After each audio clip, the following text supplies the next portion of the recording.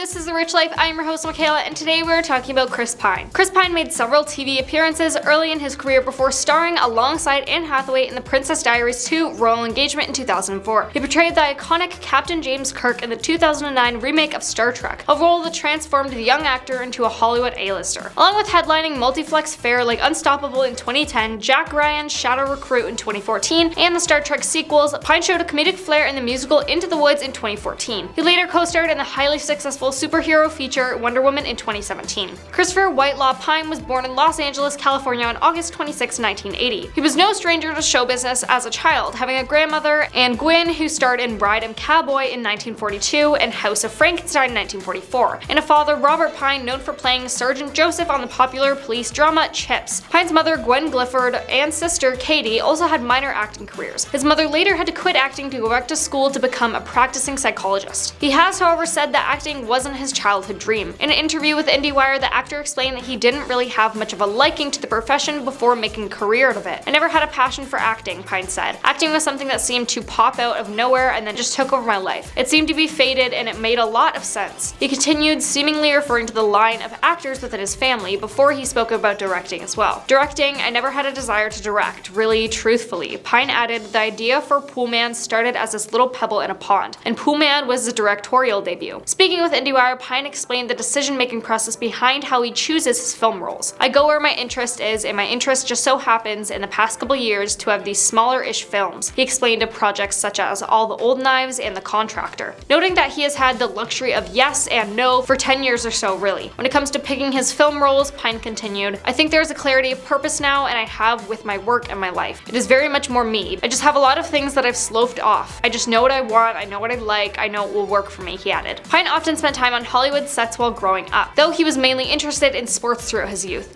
He decided to go into the family business of acting while attending the University of California, Berkeley, where he took acting classes before graduating with a degree in English literature. Chris Pine began his acting career on television with appearances on ER, The Guardian, and CSI Miami. With his boyish looks and striking blue eyes, it was only a matter of time before he was casted for the lead in a romantic comedy. Sure enough, he made his feature film debut in 2004, starring opposite Anne Hathaway in The Princess Diaries 2: Royal Engagement. Pine returned to the genre 2 years later, this time co-starring with Lindsay Lohan in Just My Luck. He was later given the opportunity to branch out as a German villain in the ensemble crime flick Smoking Anchors in 2007. In 2008, Pine landed the converted role of Captain James Kirk in the J.J. Abrams directed reboot of the famed Star Trek franchise, starring fellow up-and-coming actors Zachary Quinto and Zoe Saldana. Respectively, Star Trek was both critical and box office success upon its 2009 release, and Pine became an overnight star. He reprised the role of Captain Kirk for Star Trek Into Darkness in 2013, and again for Star Trek Beyond in 2016. The success of Star Trek opened more doors for Pine as he went on to earn additional prominent film roles. He starred alongside Denzel Washington in the Tony Scott thriller Unstoppable in 2010, got in the middle of a love triangle with Reese Witherspoon and Tom Hardy in the action rom-com This Means War in 2012, and stepped into the role of the titular CIA agent in Jack Ryan, Shadow Recruit in 2014. He also branched out from the usual leading man fare, portraying a convincing bad guy in Horrible Bosses 2 in 2014, and showing a comedic touch in the off-color musical Into the Woods in 2014. After returning to type with a heroic role in The Finest Hours in 2016, he co-starred as a noble-minded bank robber in Hell or High Water in 2016 with Jeff Bridges. Pine next took on the role of Steve Trevor, ally and love interest to Wonder Woman in 2017, a huge hit thanks to the performances of Pine and co-star Gail Gadot. The feature breathed new life into the DC superhero universe and fueled production on a sequel, Wonder Woman 1984, which came out in 2020. In 2018, Pine enjoyed an important role in A Wrinkle in Time, based on a children's book, and starred in the historical drama Outlaw King. The following year, he rejoined Wonder Woman director Patty Jenkins to headline the TNT new series I Am the Night, playing a reporter who follows a slippery slope down the trail of an unsolved mystery. Now onto his very long dating history. Chris Pine and Annabelle Wallis are famously private, and even though they were romantically linked starting in 2018, they did not walk any red carpets together. They were seen wearing matching looks while walking hand in hand in London in July 2018, but never confirmed their relationship on social media or by attending events together. Pine doesn't even have a social media, and Wallis typically uses hers to promote professional projects. The Hollywood pair reportedly called it quits after almost 4 years together, and it is not clear when exactly they split, though the news broke on March 1st this year. A source told ET Online, quote, "have broken up and haven't been together for a few months." Then in early 2017, rumors of Chris Pine dating his Star Trek Beyond co-star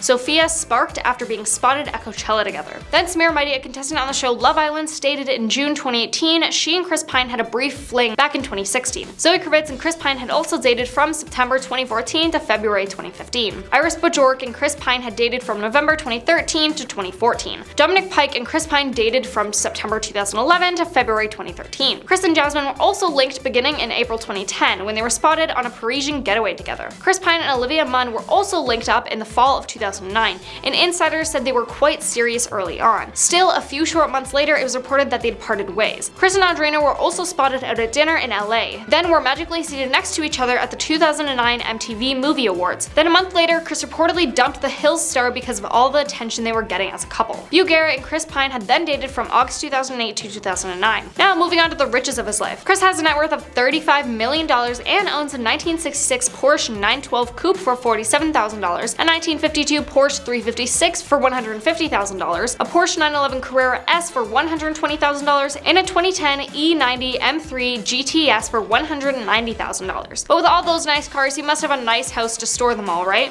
Well, you'd be correct. Back in 2021, it was reported that an unassuming 1940s home in a neighborhood of Valley Village, out in LA's suburban San Fernando Valley, was sold for nearly $1.4 million to Chris Pine. But the actor won't be returning to the Valley, as the 1,800 square foot house was acquired for a family member. But was this just a cover story so the paparazzi would leave him alone? Pine, however, supposedly remains in his Los Feliz retreat. On one side of the home, 2 guest bedrooms share a full single bathroom with the rest of the house. There's also a compact master suite with a surprisingly narrow 3/4 bathroom, though the space has been nicely upgraded with dual vanities and new stone countertops. Out back, the detached garage has been converted into a large office that could also function as a 4th bedroom, gym, or studio, and an attached bathroom is there for convenience. Arguably, the property's highlight is its pear-shaped swimming pool, which is surrounded by a grassy lawn. Back in 2010, though, Pine reportedly forked out $3.1 million for his current Los Feliz residence. Tucked into the foothills above Hollywood, the sprawling compound-like estate was previously owned by actor Jason Lee. Now everyone's favorite part, the drama. So for the sake of the video, I'm just gonna focus on the Chris aspect of the drama because there is a lot of it. After a conference to discuss the new Don't Worry Darling movie, the cast sat down for some interviews and Harry Styles was paired with Chris to discuss the movie. And here's just a short clip of Chris sitting next to Harry when he was talking about, honestly, I'm not actually sure, but I don't think Chris is either, but here's the video. My favorite thing about the movie is it feels like a movie. Chris was seen throughout all the interviews seemingly zoning out when Harry was talking. One person shared a close-up video of Chris listening to Harry's answer and tweeted, "You could almost see the screams catching inside his throat." Another person wrote, "I'm sorry, I do love Harry Styles, but Chris Pine dissociating whilst he's speaking nonsense is just too funny." After all the interviews, it was then time for the actual movie premiere, where most of the Chris drama happened. In a baffling video, Harry can be seen taking a seat while Chris, who was already seated, applauds his entrance. Just before Harry sat down, Chris looked shocked as he suddenly stopped clapping and glanced down at his lap. He paused for a moment before slightly shaking his head in apparent disbelief and smiling to himself. Needless to say, many people wondered what had triggered this reaction, and upon closer inspection, in a twist that nobody saw coming, it was theorized that Harry had spat onto Chris's leg. The glance at his lap also appeared to perfectly coordinate with where Harry's spit would have landed on him. Some noted that the video ended with Chris picking up his sunglasses from his seat, and claimed that he'd stopped clapping and appeared stunned because he'd found them after thinking they were lost. But that is all in the drama. However, we want to know what you think. Do you think Harry spit on Chris, or was it all just fabricated by the media? Let us know, and we will see you next time.